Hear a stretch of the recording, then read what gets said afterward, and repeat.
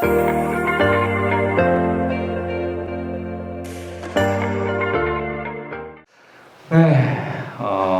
첫 번째 주제, 드러난 미국의 문재인 정부에 대한 대책. 해리스의 언행은 대사가 아닌 총독에 걸맞다, 이렇게 부제를 붙여봤는데, 주말에 좀 약간 논란이 됐었죠. 처음 보도된 게 11월 28일이었어요. 그러니까 지난주 목요일인가 그랬을 거예요. JTBC에 처음 이제 보도가 됐는데, 해리스 주한미 대사가 좀 이상한 발언을 했어요. 그래가지고 그게 좀 논란이 됐죠. 여기에 이걸 가지고 한번 좀 파보려고 합니다. 때는 이제 몇 달 전으로 거슬러 올라가요. 9월 23일에 있었던 일이 이제야 드러난 거예요. 그러니까 왜 이게 이제야 드러났는지도 참 신기한데, 아무튼 몇 달 전에 있었던 그 해리스와 국회의원 면담이 있었습니다. 국회 그 무슨 뭐 포럼이 있는데, 그 포럼 소속 국회의원들이 해리스 주한미 대사의 그 대사 관저에 가가지고 거기서 이제 비공개 면담을 했다 그래요. 근데 거기서 무슨 얘기가 있었냐면은 그 얘기 중에 해리스 대사가 문재인 대통령이 종북 좌파에 둘러싸여 있다는 보도가 있는데 어떻게 생각하는가라고 국회의원들한테 물었대요. 저걸 왜 국회의원들한테 묻는지 모르겠어요. 그럼 저기서 국회의원들이 맞다고 생각합니다. 뭐 이러면 뭐 어떻게 되는 거예요? 좀 황당한 상황인데, 일단 저 종북 좌파라는 표현을 주한미 대사가 자기 입으로 직접 쓴 게 참 좀 특이하더라고요. 종북 좌파라는 표현은 이제 보통 뭐 한 일베 수준의 그런 사람들이나 쓰는 말이 아니었나 싶었는데, 종북 좌파라는 말을 딱 들으면 어떻습니까? 어떤 느낌이 오세요? 짜증나는 느낌? 네, 짜증나는 느낌. 네. 이런 얘기 들으면 정말 짜증나죠. 대한민국에서 종북 좌파란 어떤 의미를 가지고 있는가? 그냥 사회에서 완전히 한 사람을 집단 매장하는 그런 성격을 가지고 있죠. 누군가가 종북 좌파로 딱 공인이 되면 그 사람은 대한민국 사회에서 살 수가 없어요. 그렇게 되는 거죠. 그래서 실제로 종북 좌파라는 표현을 누군가한테 썼을 때 명예훼손으로 소송을 당해가지고 벌금을 내는 경우도 있어요. 종북 좌파라는 표현 자체가 명예훼손이 된다 이거예요. 특히 이제 정치인들 같은 경우는 종북 좌파로 낙인 찍히면 완전히 이제 헤어날 수가 없죠. 그래서 어떡합니까? 종북 좌파라는 이 선동이 막 시작되면은 자기는 종북 좌파가 아니라는 걸 막 입증을 하려고 하죠. 그래서 살아남아야 돼요. 입증 못하면, 실패하면 죽음입니다, 그냥. 나는 입증하지 않겠다. 이것도 죽음이에요. 그래서 대한민국 이 정치계 종북 좌파로 낙인 찍힌 사람 치고 지금 살아남은 사람이 없잖아요. 이렇게 된다라는 거예요. 근데 그것보다 더 무서운 거는 사실 미국에게 종북 좌파로 찍히면 권력을 쥘 기회를 완전히 박탈당하게 되는 거예요. 그래서 과거부터 보면 많은 정치인들이 미국한테 잘 보이려고, 근데 미국한테 잘 보이는 것 중에 핵심은 자기는 종북 좌파가 아니다라는 걸 입증을 하는 거예요. 물론 종북 좌파라는 표현 자체가 이제 아주 옛날부터 쓰이진 않았죠. 옛날에는 뭐였습니까 주로? 빨갱이, 용공분자라는 표현 들어보셨어요? 네, 아주 옛날에 쓰이던 그런 표현들이에요. 그런 것들이었죠. 그래서 그 대표적인 게 그 박정희 아닙니까? 박정희가 그 한때 이제 남로당 경력이 있었단 말이에요. 이제 그 명단 팔아먹고 변절을 하긴 했는데, 그게 있다 보니까 많은 사람들이 박정희에 대해서 수상하다 이런 생각을 가지고 있었고, 미국도 마찬가지였어요. 그래서 일부 사람들은 미국에 계속 그런 고발들을 했대요. 박정희 사실 빨갱이다 막 이런 식으로. 그러니까 미국이 의심을 하죠. 박정희에 대해서 제 정체가 뭐지? 그러니까 박정희는 자기 미국한테 인정을 받기 위해서 자기가 이 빨갱이가 아니라는 거를 입증을 해야 되는 거였어요. 그러니까 어떻게 했습니까? 쿠데타 일으키고 나서 곧바로 대한민국 국시는 반공이다 막 이런 거 막 내걸은 거잖아요. 나는 공산당이 싫어요 이거를 미국한테 막 어필을 하는 거예요. 뭐 이명박도 마찬가지였죠. 이명박이 대학 다닐 때 그때가 60년대였나요? 아무튼 약간 학생운동을 좀 했나 보더라고요. 그 경력이 있어요. 그러니까 그거를 어떻게 합니까? 미국한테 숨겨야 되겠죠. 그래서 어떻게 했어요? 이명박 형이 이상득 의원이죠. 주한미 대사를 만나가지고 우리 동생은 뼛속까지 친밀하고 걱정하지 말라고 이런 얘기를 했단 말이에요. 그렇게 해야 살아남는 거예요. 안 그러면 미국이 쟤 수상해. 제 북한하고 손잡을 것 같아. 바로 제거해버리는 거죠. 그래서 이 한국 사회에서 미국에게 정치인이 종북좌파로 딱 낙인 찍히는 순간 끝나는 거다. 그런데 현 대통령에 대해서 제 종북좌파 아니야? 라고 질문을 한 거예요. 물론 질문의 정확한 그 뜻은 그거였죠. 주변 인물들, 그러니까 종북좌파에 둘러싸여 있는 것 같다 라는 보도가 있는데 어떻게 생각하느냐라고 마치 자기는 아무 생각 없는데 그런 보도가 있더라, 호기심에 물어본다라는 식으로 얘기를 했어요. 근데 그건 뭐 말장난 아닌 거고, 그런 보도가 있는데 그걸 왜 물어봐요? 자기가 그 보도에 대해서 동감하니까 물어본 거 아니에요? 근데 거기에 뭐 종북좌파에 둘러싸여 있다라고 얘기를 했는데, 사실 둘러싸여 있으면 대통령도 종북좌파 되는 거죠, 그냥. 그러니까 사실 묻고 싶은 건, 야, 문재인 종북좌파 맞지? 라고 물어본 거란 말이에요. 그거를 나름 그래도 자기는 외교관이니까 애둘러서 표현한다는 게 그런 식으로 표현을 한 거죠. 그러니까 지금 이 주한미 대사, 그리고 주한미 대사라는 게 뭐예요? 미국의 입장을 대변하는 사람이잖아요. 미국에서 문재인 대통령을 종북좌파로 의심하고 있는 것 아니냐라는 거예요. 종북좌파인 것 같은데 그럼 어떻게 돼요? 제가 종북좌파가 맞다면 제거하는 거죠. 제거 대상이 되는 거죠. 정권에서 끌어내리겠다라는 거예요. 그거를 국회의원들한테 얘기를 한 거나 마찬가지인 거죠. 그러니까 사실 주한미 대사가 이 국회의원들한테 하고 싶은 말은 이런 것 아니었겠나라는 거예요. 이걸 얘기하고 싶은데 대놓고 얘기할 수 없으니까 약간 은근히 애둘러서 표현을 한 것 아닌가, 이렇게 좀 봐야 될 것 같다라는 겁니다. 근데 한 나라의 외교관, 대사가 이런 말을 할 수 있나? 이게 사실 되게 말이 안 되는 상황인데 많은 사람들이 전혀 이상하게 생각을 안 해요. 그게 더 이상한 거죠, 사실은. 자, 해리스가 과연 주한미 대사가 맞나 한번 봅시다. 원래 외교관이라는 거는 다른 나라에 가가지고 자기 나라 입장을 대변을 하는 거예요. 근데 다른 나라에 살고 있는 거잖아요. 그러니까 그 나라의 내정에 대해서는 함부로 얘기하지 않는 게 관례입니다. 그건 당연한 거죠, 사실. 뭐 예를 들어서 지금 강경화 장관이 예를 들어 뭐 주미 대사로 갔다고 생각해 봅시다. 미국 가가지고 제가 뉴스 보니까 트럼프 또라이라던데 이게 맞나요? 라고 미국 의원들한테 물어봤다고 생각해 보세요. 그게 말이 되나요? 그건 말도 안 되는 거죠. 당장 추방당할 상황인 거잖아요, 그런 건. 미국 내정에 대해서 함부로 막 미국에 뭐 누구 국회의원 이상하던데요, 뭐 이런 얘기 함부로 하는 게 아니란 말이에요. 그런데 해리스는 아무런 거리낌 없이, 그것도 대한민국에서 가장 민감한 표현, 종북좌파라는 표현을 써가지고 대통령을 공격을 했어요. 왜? 해리스는 자기가 그런 발언을 하는 게 이상하다고 생각 안 했을 거예요. 자기는 대한민국을 통치하러 온 사람이지 대한민국의 외교관으로 온 사람이 아니거든요. 그러니까 자기는 내가 미국의 외교관으로서 한국에 와가지고 한국을 통치하려고 딱 와서 보니까 여기 있는 대통령이 좀 성향이 이상해. 내 마음에 안 들어. 이런 거예요, 그냥. 뭐 주재국 대통령 이념 성향 같은 거를 마음 놓고 막 거리낌 없이 얘기할 수 있는 그런 위치에 있는 사람이 아닌가 싶은 거죠. 그리고 이 모양새 자체도 그 9명의 국회의원들이 있었어요. 그 9명의 국회의원들을 자기 대사관저에 불러들였어요. 불러가지고 얘기를 나눴는데, 원래 무슨 주제는 한미 에너지 협력과 관련된 주제였대요. 근데 에너지 협력하는데 종북좌파가 왜 나와요? 그러니까 주제는, 공개된 주제는 사실 명분인 거고, 사실 저 소리 하고 싶어가지고 국회의원들 불러 넣은 거 아닌가 싶은 거죠. 그래서 이 주재국의 국회의원들을 불러다가 훈시하는 그런 모양새가 돼버린 거죠. 이건 대사가 할 언행이 아니라는 거예요. 그럼 대사가 아니라 이런 언행을 할 수 있는 사람 누구냐? 식민지 총독이라는 거죠. 자기를 식민지 총독으로 인식하고 있는 거예요.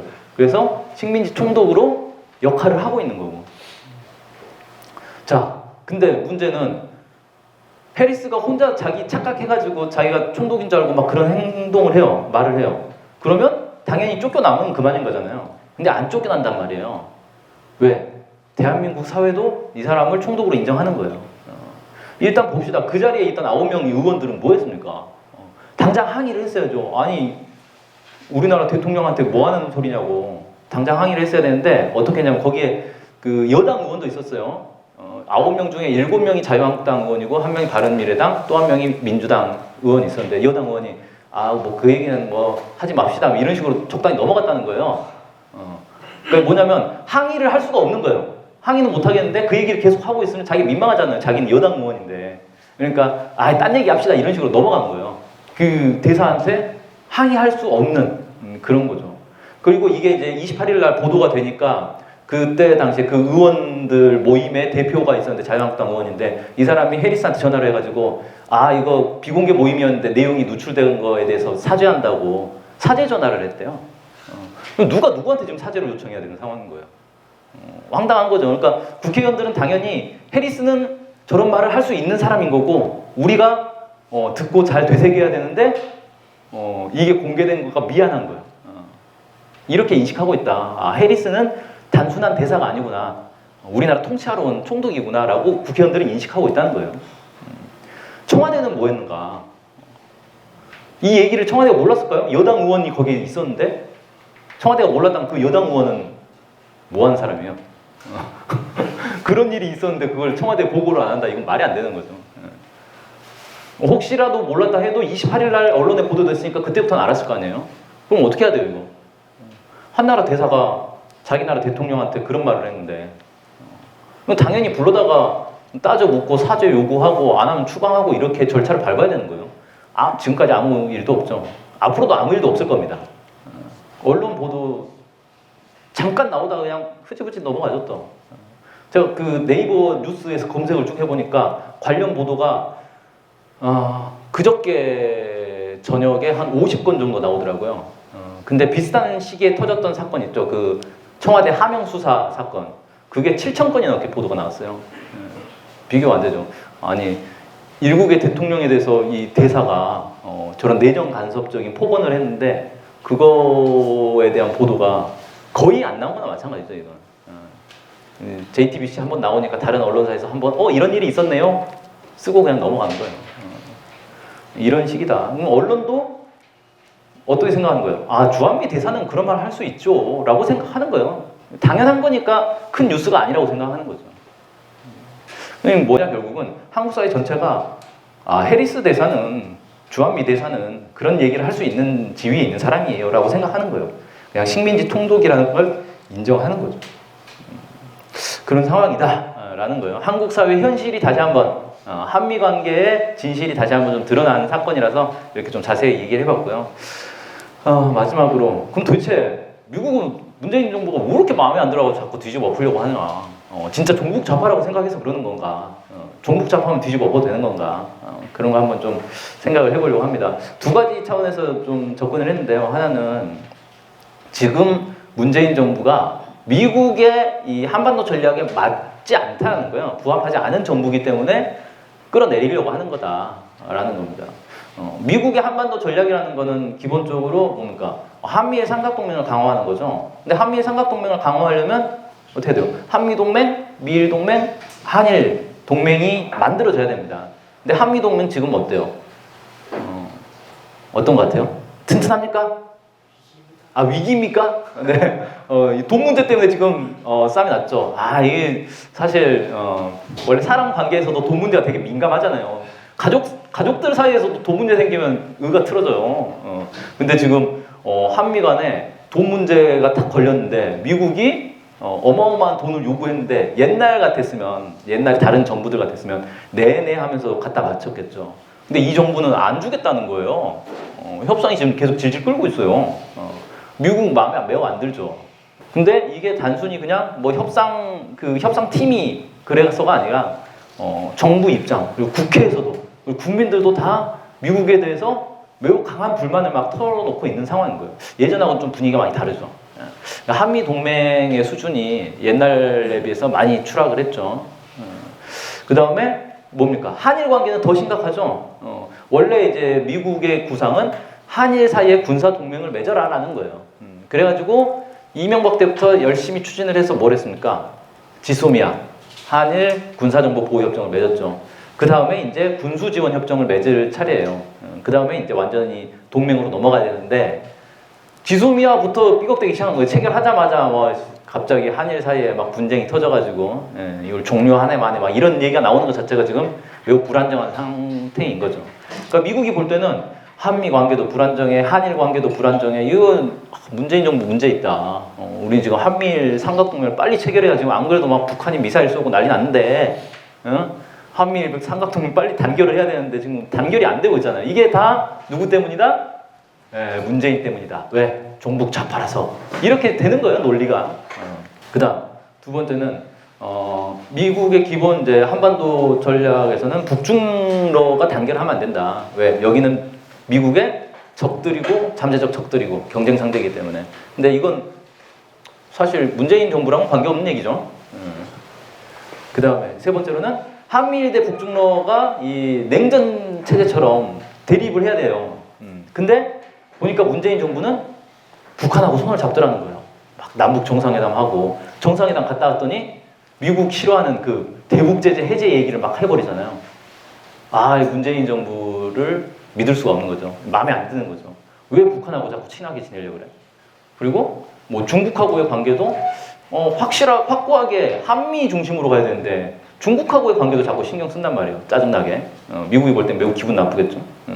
그래서 이런 이제 이 미국의 기본 구도를 놓고 볼 때 문재인 정부가 자신들의 한반도 전략에 쫙 맞춰가지고 따라오는 게 아니라 자꾸 태클을 거는 모양새란 말이죠.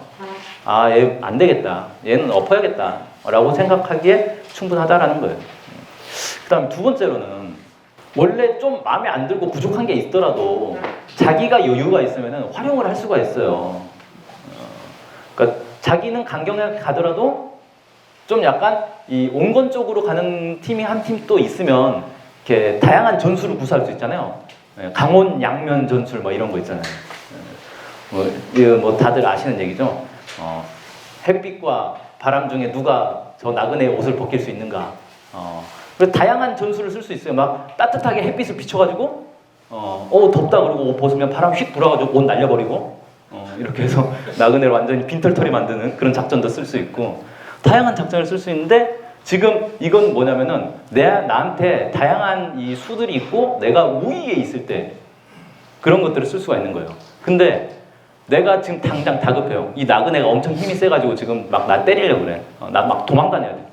도망 다니는 속에서는 내 친구들을 불러 모아가지고 뭘 할 수가 없는 거예요.